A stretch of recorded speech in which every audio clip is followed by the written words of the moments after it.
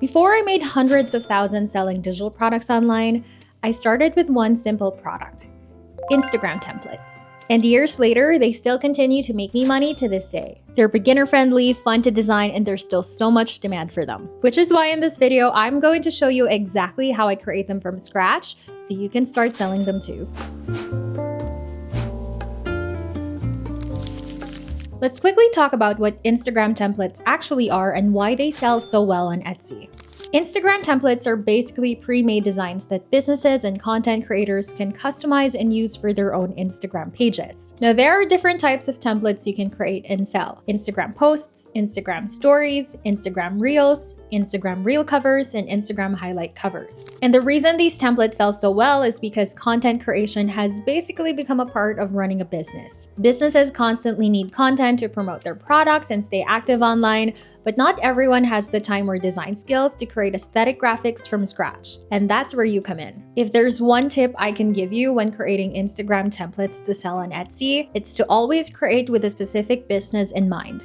Don't just create random templates. Think about who you're designing for and the type of content they would actually post online. For example, you could target fashion boutiques, beauty brands, cafes, fitness coaches, real estate agents, photographers, skincare brands, restaurants, or online service providers. The more intentional your templates feel for a specific niche, the easier it is for buyers to picture themselves using them. So for the example we're going to create today, we're going to design Instagram post templates for a fashion boutique brand. So the first thing I always like to do before designing anything is make sure I already have all my design elements ready. For this fashion boutique brand, I'm going for a very modern minimalist style, and I want to show you that you really don't need a lot of complicated elements to create something that looks good. For this design, I'm only using two colors: the super light gray, almost white color, and black. I'm also only using one font throughout the entire design, which is Aileron. For my headings, I lowered the letter spacing to -90, and for my body text, I lowered it to -40, just to give it a more compact and elevated look. You know I love my text compressed. And then for graphics, I'm only using these two circles right here. I just grabbed a circle shape from Canva, removed the fill, added a border, duplicated it by clicking Command or Ctrl+D, grouped them together, and that's it. Now for the photos, I actually found all of these stock photos directly inside Canva, and I'm going to share a little secret with you because these are honestly some of the best free stock photos I found on there. So if you search Canva minimalist fashion products, you'll find most of the photos I'm using for these designs. And the best part is they're free. So definitely save that search term because it's so good for minimalist branding projects like this. I'm also going to put the proper sizing for each Instagram template format on screen here as a reference for you guys, just so you know the recommended dimensions when creating your own templates. Now, before we continue, one thing that's really important when creating Instagram templates like this is actually understanding social media itself and the type of content businesses are looking for online. Because the better you understand branding, marketing, and content strategy, the easier it becomes to create templates that businesses actually want to buy. So if you're someone who's still trying to learn more about social media marketing or content creation, I highly recommend checking out HubSpot's free social media resource vault. Honestly, this thing is kind of a goldmine. Once you download it, you get access to HubSpot's best templates, guides, and tutorials for social media and content creation, including content templates, which are amazing for inspiration and learning different content styles, marketing guides, content calendars, and platform-specific resources for Instagram, TikTok, YouTube, LinkedIn, and Threads. So whatever platform you want to expand into next, they've got you covered. My personal favorite is the guide on how to use Instagram for business, which I think is especially relevant to what we're talking about in today's video because it helps you understand how businesses actually use Instagram for marketing, which then helps you create better templates for them. You also get access to 22 content templates inside the vault, which are amazing for inspiration and learning different content styles. This is incredibly useful if you plan on selling templates in this niche, and even if you don't, understanding social media and marketing better will still help you so much when it comes to growing your own business online. So if you want to check it out, I'll have this free social media resource vault linked down below. There's no commitment or anything. It's literally just a bunch of really valuable free resources. So definitely take advantage of it. And thank you again to HubSpot for sponsoring today's video. Now let's start designing.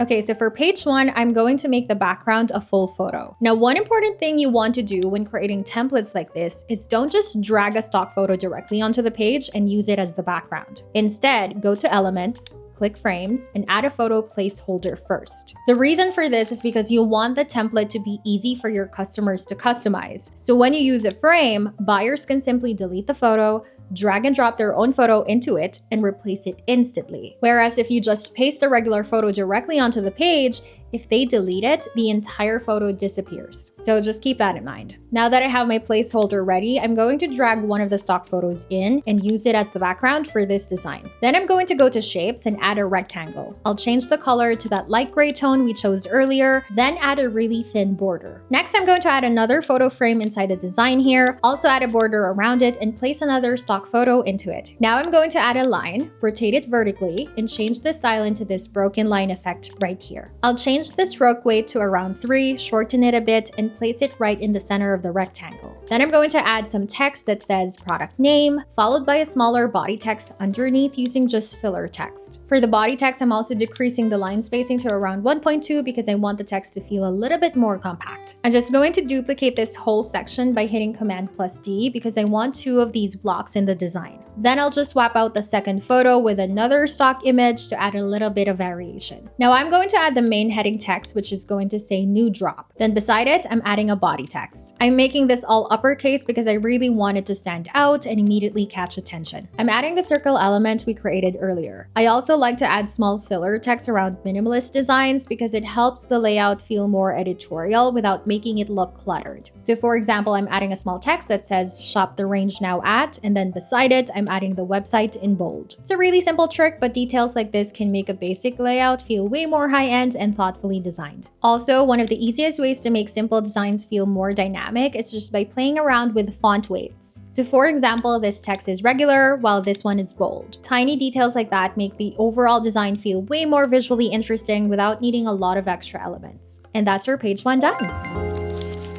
For page 2, we're going to start with a clean background. I'm going to add a rectangle shape, change it to black, and place it on the side of the page. Then I'm going to add some text onto the side here. I basically just rotated the text vertically by changing the rotation to -90. You can either manually rotate it yourself or go to position and type in -90 if you want it to be exact. Now I'm going to add the main heading, which says wardrobe essentials, followed by another smaller text underneath it, plus the circle element that we've been using throughout the entire design. And then we're going to start adding some photos. For this layout, I want more of a collage style look, so I'm going to add 5 different photos in total. I'm starting by adding square photo placeholders with borders around them. After that, I'm going to add 2 rectangular photo placeholders underneath to balance out the layout and create a little bit more variation in the composition. And then I'm just going to select some stock photos to place into the frames, and that's pretty much it for page 2. Okay, so for the next page, we're once again starting with a clean background. Then I'm going to go to grids and use this 3 photo placeholder layout right here. I'm just going to stretch it across the page and reduce the spacing all the way down to 0 because I want the photos to sit really close together like this. Then I'm just going to insert some stock photos. Now I'm going to add a text that says pop-up shop, and then I'm going to add another photo in the center of the design. I'm going to remove the background using Canva's background remover tool and place it right in the middle like this. Now, one question I get asked a lot whenever I use Canva Pro features like the background remover is whether that causes issues for customers who only have the free version of Canva. And the answer is not really. Your customer will still be able to view, use, edit, and download the template exactly like this, even without Canva Pro. The only difference is that if they want to replace this cutout image with their own background removed photo, they would need Canva Pro to use the background remover tool themselves. Realistically, a lot of people buying business templates already have Canva Pro anyway, but even if they don't, they have the option to keep the design exactly as it is with the photo I used, or remove the cutout image entirely. Personally, I still like designing templates this way because it helps buyers visualize the full potential of the design. It gives buyers inspiration and shows them different ways they can style the template. Anyway, now I like to go in and add all the tiny filler text details around the design. So I'm going to add some small filler text at the top here, another one on the left side, and then some more text on the right side. And then to wrap everything up, I'm just going to add the same circle element we've been using throughout the entire design. And we're done.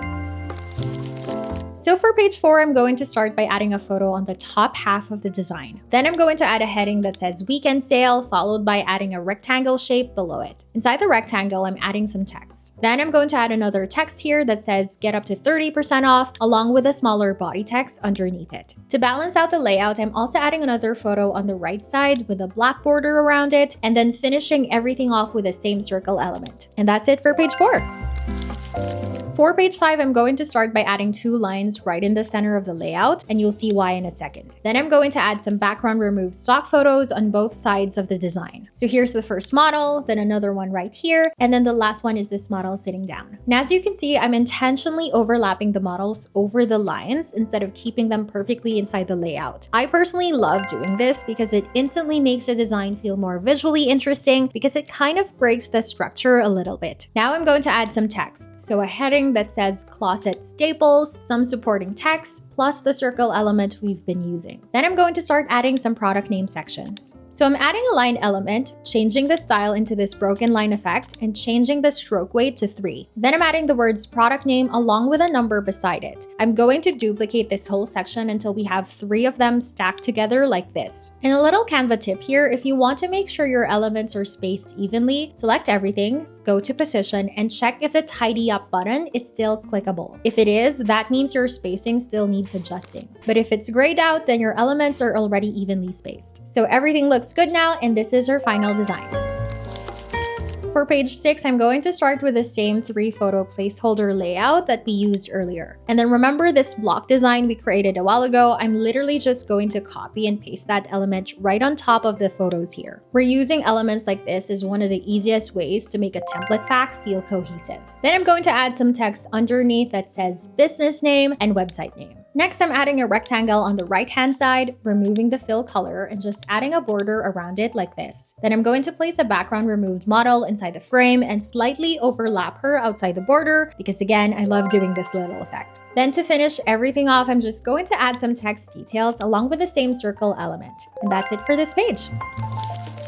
For page 7, I'm going to start by creating a grid layout using lines. I'm going to duplicate these horizontal lines like this, make sure they're spaced evenly, and then I'm also going to add 2 vertical lines here as well. Then I'll duplicate those on the other side to complete the layout. Now, one little trick I like to use whenever I'm not sure if my spacing is perfectly even is I'll temporarily add 1 more line at the very end, select everything, go to position, and click tidy up. That way, Canva automatically spaces everything properly for me, and I know the lines in the middle are exactly where they're supposed to be. Now I'm going to place some stock photos into a few of the boxes here. So here's the first one, the second one, and then the third one right here. Then I'm going to send the photos to the back so the lines stay visible on top. I'm going to add some text into the remaining boxes, and then I'm also going to copy some of the smaller text elements we used from the previous design. And then for the top section, I'm just adding more text to balance everything out. And that's it for this page.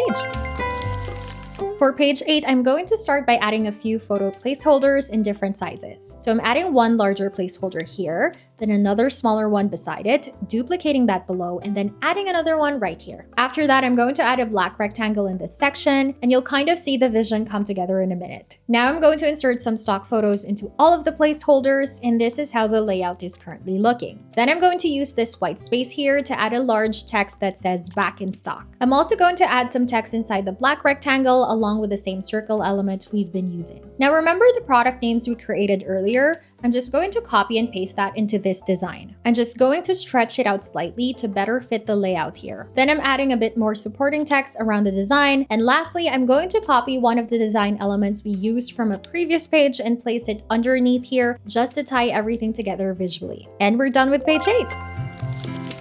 So I went ahead and created 7 more pages for this Instagram template pack using the exact same concepts and design style that we used for the first few pages I showed you. I'm just going to show the rest of the templates on screen here so you can really see how everything comes together as one cohesive set. For those of you who always ask me how many templates you should include in a pack like this, personally, I usually think around 20 to 30 templates per set is a really good number. That's usually how much I include in mine. But one thing I also love doing is taking the same designs and resizing them into other formats to give customers other options. So for example, you could turn these into Instagram stories. Just keep in mind that resizing isn't always going to be perfect with Canva's resize feature. Usually I still have to manually move some elements around afterward just to make everything fit properly. Now, if you're feeling extra, you could even throw in some Instagram highlight covers in there as well, just to make the whole branding package feel even more complete. And for a full Instagram template set like this, I would usually price it anywhere between $10 to $20.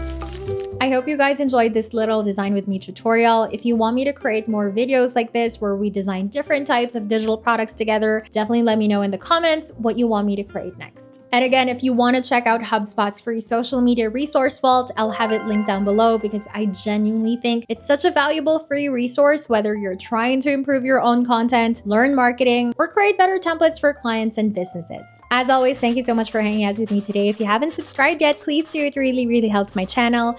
And I'll see you in the next video. Bye!